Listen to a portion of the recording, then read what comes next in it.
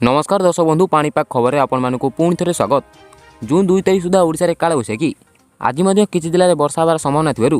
20टी जिले को yellow warning जारी कर तेज दर्शक कौन अच्छी खबर निहत जाना बास्ता पूर्व भिडियो को लाइक करने सहित आगे कईपरी भिडियो देखा चाहते सब्सक्राइब कर बेल आइकन दबाइए।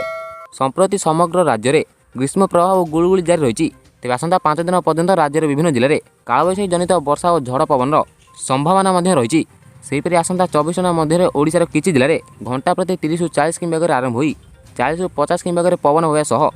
20टी जिले में वज्रपात घड़घड़ी सह घूर्णिझड़ बा कालबैशाखी हेबार संभावना रही बोली भुवनेश्वर स्थित आंचलिक केन्द्र पक्षर एक सतर्क सूचना जारी कर